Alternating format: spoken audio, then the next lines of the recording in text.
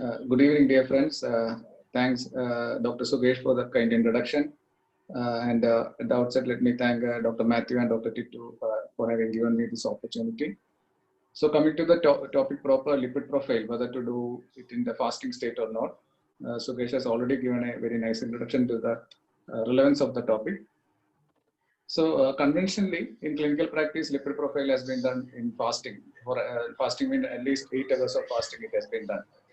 And uh, but but we exist mostly in the non-fasting state because if you look at the exact fasting hours in our 24 hours, it may be around 6 or 8 hours or something like that. So most of the time we are in a non-fasting state.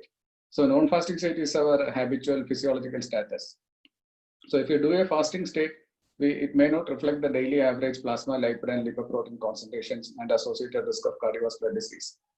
And interestingly, evidence is lacking that fasting is superior to non-fasting when evaluating the lipid profile for cardiovascular risk assessment. So this is what I meant in the previous slide, or when I told regarding the fasting and non-fasting state.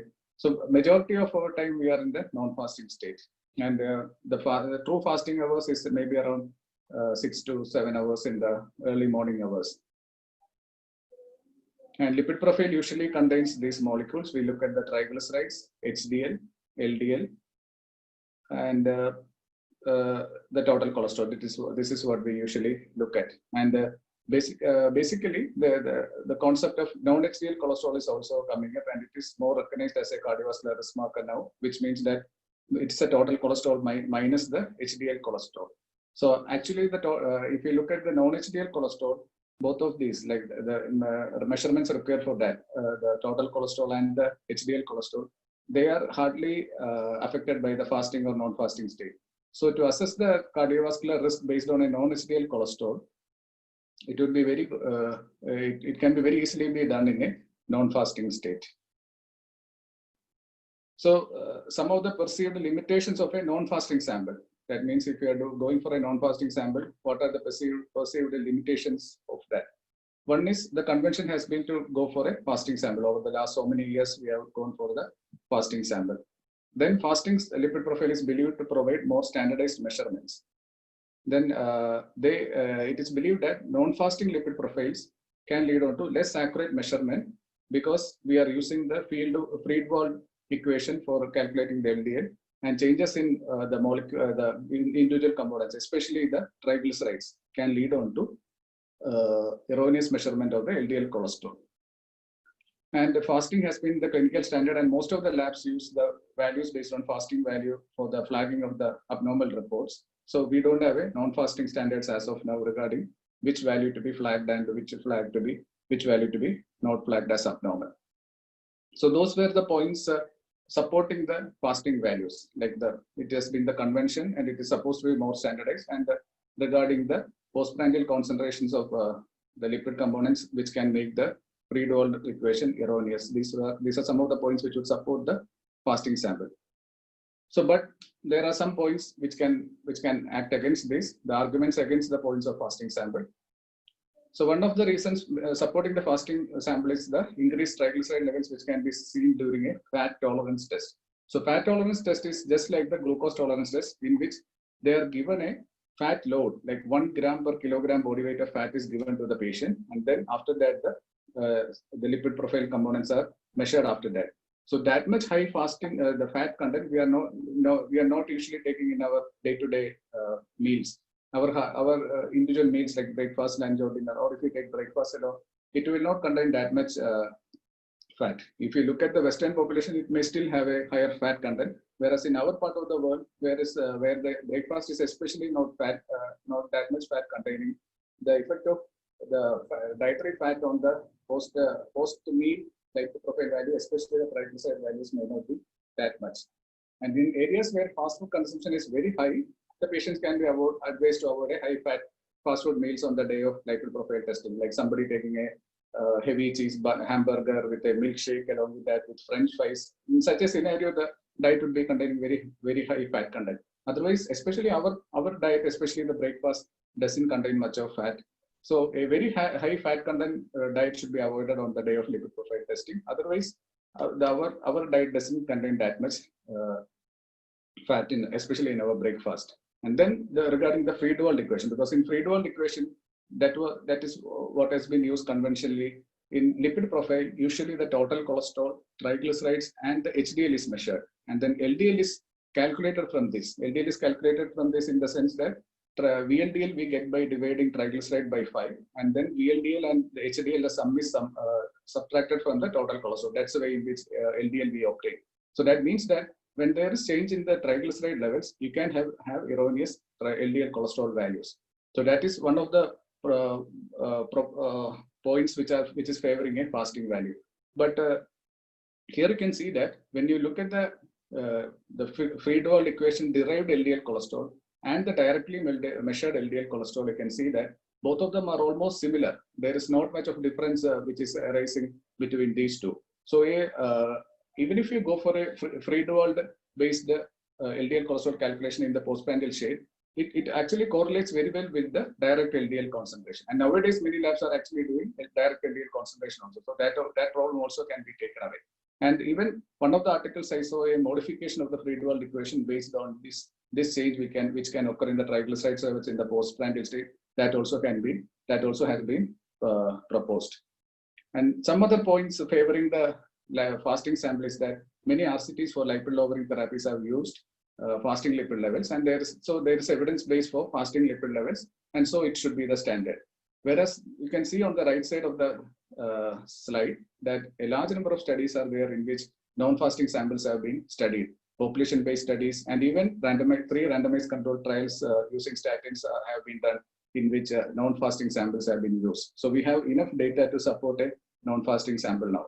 Now coming to the effect of food on lipid profile, how it alters. Actually, the effect is very less, negligible. We will see. So you can see that the total cholesterol, HDL, and LDL are not that much changed in the postprandial stage, whereas the main change would be in triglycerides, which is seen for around 4 to 6 hours after the meal. And the mean difference is like this: triglycerides on an average 26 milligram, it can go up. Total cholesterol and LDL usually reduction by 8 milligram, and non-HDL cholesterol also reduction by around 8 milligram, whereas HDL cholesterol is not changed in the postprandial stage. So if you're going for a non-HDL cholesterol calculation, it will not have much changes because the total cholesterol hardly any change, and that would be the only change which is expected in the non-HDL cholesterol. So in the postprandial stage, among the components, triglycerides is the only one showing some sort of a difference. That is around, you can see in this several studies also, around triglycerides somewhere between 10 to 20% of difference has been there, whereas in cholesterol, total cholesterol, I can see somewhere around 5%. HDL, not much of change.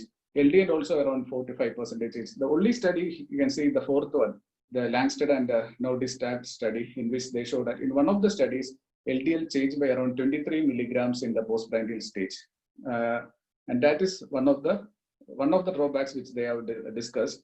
And but this has been seen even in the this has been correlated with the changes in albumin, and the main mechanism that they describe for this is that there is hemodilution in the postprandial stage because of the fluid intake, and that can lead on to reduction in the albumin levels also, in addition to the reduction in the cholesterol levels.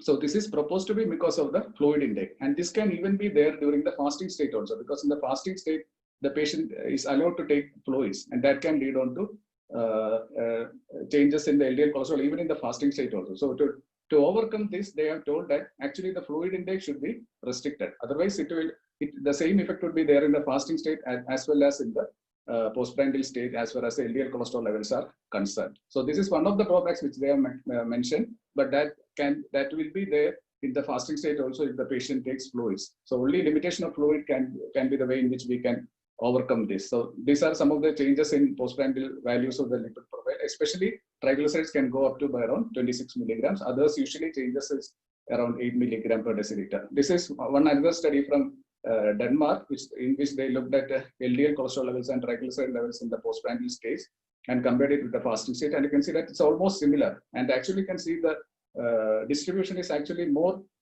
better in the postprandial stage as compared to the fasting stage. The variations are actually higher in the fasting stage as compared to the postprandial stage. So this is what I discussed previously regarding the some reduction in LDL cholesterol levels seen in the postprandial stage, and usually it is around 8 milligram, but in one of the studies up to 24 milligram was described. But that can be, the problem with that is that sometimes it can lead on to erroneous calculation as far as the cardiovascular risk of the patient is concerned. We will, maybe if the LDL cholesterol falls by that much, like 24, we will, if the LDL cholesterol came as say 90 or 100 instead of say 120 or 130, we will tell the patient that your LDL cholesterol is not that much high. But nowadays we go more based on the overall risk of the patient. We don't go by just the values alone. We assess the risk of the patient on an average. Then we start statins for the patient. So starting statins based on LDL cholesterol is not that much of a practice now. We use it more for ensuring the compliance of the patient, and we use it for treatment targets in patients with established disease. So this fall may not be that much important in the current scenario, but this point has been brought out in one of the articles. That's why I put up here. And association of food intake with the cardiovascular risk. Again, since 1970, several reports have been published that non-fasting lipids are also is also a good marker of cardiovascular disease risk. And the meta-analysis with 68 prospective studies, over 3 lakh individuals were studied, and it has been found that there is not much of difference between the fasting and post non-fasting the lipid values and the association with cardiovascular risk. And indeed, the non-fasting, non-HDL cholesterol and non-fasting calculated LDL cholesterol were superior to fasting measurements for predicting the cardiovascular risk. This is the comparison between the highest and the lowest quintiles of random non-fasting lipids, lipoproteins, and various apolipoproteins, and the associated risk of IHD and MI. And you can see that the association between the highest and the lowest quintiles, you can see the risk, and it has been seen uniformly across all the various parameters that in non-fasting samples are also you are getting that well described as a risk with the high incidence of coronary artery disease. So we looked first we saw the effect of food on the lipid levels, and then we have seen that even the effect of food on the cardiovascular risk is also correlating well with the non-fasting samples as compared to that of even the fasting samples. So we have enough evidence to suggest that non-fasting samples can be a good way. So non-fasting samples, they have prospective evidence of more than 3 lakh per patients, new guidelines, practical. It is more practical, safe, cost saving, same visit and time efficient. So in several ways, non-fasting samples have an advantage over the fasting sample. So non-fasting samples are a better option for the patient because it simplifies the procedure and enabling blood to be drawn at any time of the day, eliminating the need to ask patients to return for a next visit, because if the patient came without fasting today, you will have to ask them to come back tomorrow or day after tomorrow with the fasting report. So patient need not come back again. And patient, if he has to come back, it actually adds on to the workload of the clinic also, that we have to see the reports on another day. So that also can be brought out. And it is helpful for the laboratory also, because otherwise a large number of patients would queue up in the laboratory in the morning hours, because otherwise they can come at different times of the day. That can help in reducing the laboratory rush also. And especially it can be helpful in diabetic patients because they need not be fasting for a long period of time. So taking all these factors together, shifting from a fasting to non-fasting samples for lipid profiles would be health, time, and cost saving. And because of this, we can see that a large number of organizations have now propagate even going for the non-fasting sample. So particularly from 2016 onwards, the use of non-fasting lipid profiles have been endorsed widely. These are the various agents which are endorsing it. So this is from the 2016 European Atherosclerosis Society and the European Federation for Lab Medicine. They recommend that fasting is not routinely required for assessing the plasma lipid profile. But when you see that the triglyceride levels are more than 440 in the non-fasting state, we should give consideration to repeat it in the fasting state. And the laboratory cutoff should be changed accordingly if we are going for a non-fasting sample. But having said that, it's not that all the patients can go for a fasting sample. Nor can go for a non-fasting sample. So we need to go for a fasting sample if the non-fasting triglycerides came as say more than 440. In patients with a non-hypertriglyceridemia followed up in a lipid clinic, patients who are recovering from hypertriglyceridemic pancreatitis, and patients who are planned for drugs that can cause severe hypertriglyceridemia like ART, estrogens, high-dose steroids, retinoic acid, such drugs which are being started for patients. At the starting time, a baseline fasting lipid profile should be done. And it can also be done in scenarios like when the patient has another fasting sample to be taken, like diabetic patient coming for a fasting blood glucose, it can be done. So in such scenarios, we can go for fasting sample. Otherwise, in most patients, like if non-fasting sample can be done, like initial lipid profile testing in any patient for cardiovascular risk assessment, patients admitted with acute coronary syndrome, before loading the statin, we can go for a non-fasting lipid profile. In children and elderly, it would be more beneficial because they would find it difficult to remain fasting for a long period of time. In diabetic patients also, it would be a good option. Patients on stable drug therapy also, to ensure compliance of the patient, we can go for a non-fasting sample. So the fasting or non-fasting depends on the question asked. So especially in patients who have a genetic dyslipidemic syndrome or patients with premature atherosclerotic cardiovascular disease, when assessing the risk, we can go for a fasting sample. And in conditions associated with the pancreatitis and hypertriglyceridemia, we can go for a fasting sample. Otherwise, for diagnosis of metabolic syndrome and in estimating the initial risk in an untreated primary prevention patient, in all these scenarios, non-fasting samples should be acceptable. So to conclude, the non-fasting and fasting measurements of the lipid profile must be viewed as complementary and not mutually exclusive. One will not replace the other. We cannot completely replace the fasting measurement in all the patients. There are some scenarios in which we need to go for a non-fasting sample, especially in patients in whom we expect abnormalities of triglyceride. We have discussed the scenarios previously.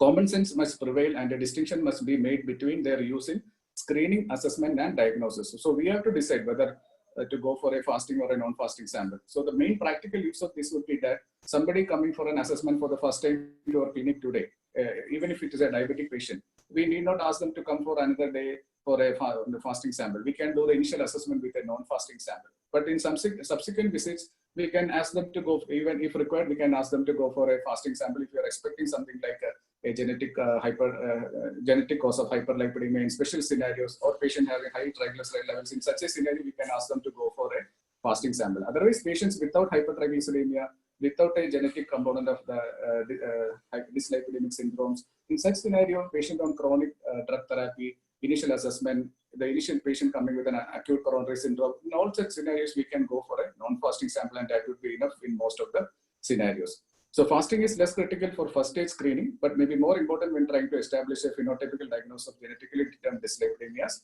And the one important circumstance where it would be especially useful, it would be in the setting in which the drugs are started, which can cause severe hypertriglyceridemia.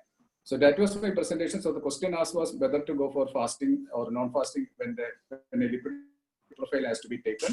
And then, so the answer would be that the scenarios that we have discussed now, in the certain special scenarios, we need to go for non-fasting sample, fasting sample. Otherwise, in most of the routine clinical scenarios that we are facing, a non-fasting lipid profile sample should be enough.